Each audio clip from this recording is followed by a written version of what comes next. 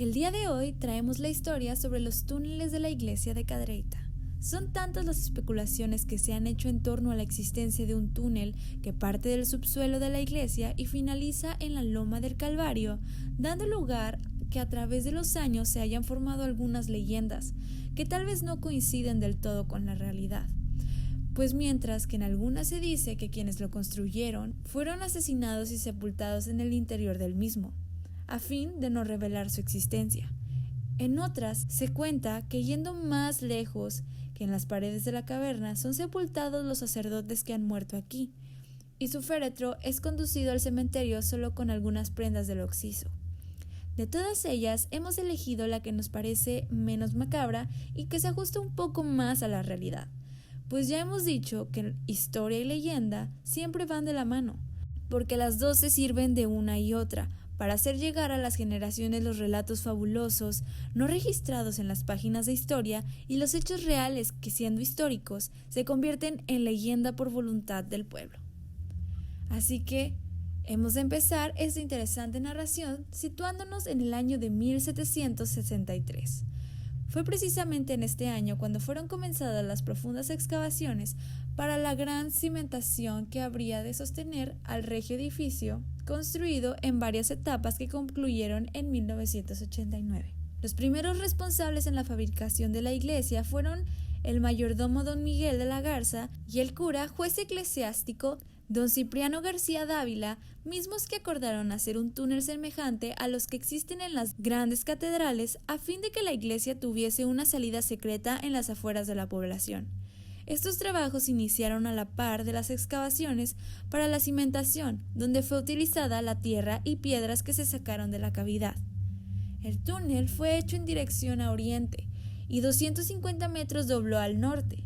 La idea era hacerlo pasar el río y llegar hasta donde 2 años antes había estado ubicada la población, pero las corrientes subterráneas lo hicieron temer y desistir de tal propósito, optando por concluirlo en un terreno que habría de ser solicitado en merced por don Miguel de la Garza para que el resto de la población no se enterase dónde estaría el final de la galería subterránea. La salida, según se supo en los años 50, estuvo muy bien oculta y en una de las habitaciones de un caserón que se localizaba en la esquina que hace ahora las calles de Zaragoza y Josefa Ortiz de Domínguez, quienes en ese tiempo tuvieron acceso al túnel pudieron observar antiquísimos arcos de sillar a una profundidad que reafirmó la existencia misteriosa del subterráneo de la iglesia, donde el primer cura párroco sepultado fue el mismo don Cipriano García Dávila. Afirma la leyenda que una vez llegó al pueblo un cura llamado Antonio de la Paz, a quien su antecesor no le había revelado la existencia del túnel.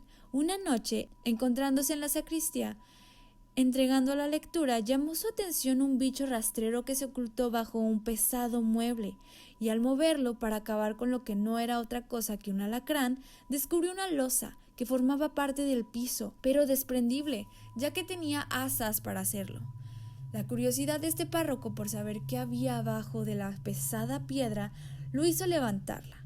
Encontrando una escalera de cantera, tomó una de las lámparas de aceite y descendió por aquella oscuridad cuyo interior lo dejó deslumbrado, pues el principio del túnel parecía una habitación bellamente decorada y amueblada, destacada la presencia de 2 enormes cofres donde posiblemente se guardase el tesoro de la iglesia, por lo que no quiso abrirlos. Carrozas y vestuarios del siglo XVIII completaban el hallazgo que hacía. Se introdujo más hacia el interior al fin de seguir la ruta que marcaba el socavón. Alcanzó a llegar hasta donde ésta doblaba a la izquierda, encontrando a su paso toda clase de objetos identificables con el siglo ya mencionado. No le fue posible seguir adelante, porque una enorme reja que cubría todo el ancho y todo el alto de la cavidad, con una puerta firmemente cerrada con cadenas, se lo impidieron. Al regreso, el aceite de la lámpara se agotó. Antes de llegar a donde había empezado la tenebrosa incursión subterránea, estaba muy lejos de sentir temor, pues se sentía protegido por la divina providencia, pero al fin humano de la terrible obscuridad que lo envolvía, sus ojos fueron formando figuras fantasmales que le cerraban el paso. Su fortaleza mental lo abandonó para contribuir a lucubrar aquellas espantosas escenas que estaban muy lejos de ser reales y que solo se alejaban con el poder de la oración.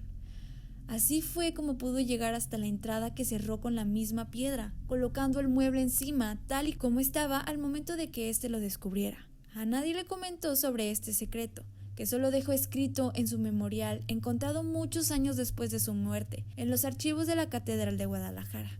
Otras leyendas afirman que no existe tal túnel, que solo se trata de un sótano de grandes dimensiones que cubre la parte oriente de la iglesia. Sea lo que fuese, túnel o sótano, sirvió de mucho a los curas para salir de una situación apurada tal y como sucedió en los años 20 de este siglo. Y bueno, esa ha sido la historia del día de hoy. Espero les haya gustado, tal vez ya la habían escuchado, pero pues lo importante, haya túneles o no, lo importante es qué piensas tú. Nos vemos en la próxima en Mitos y Leyendas.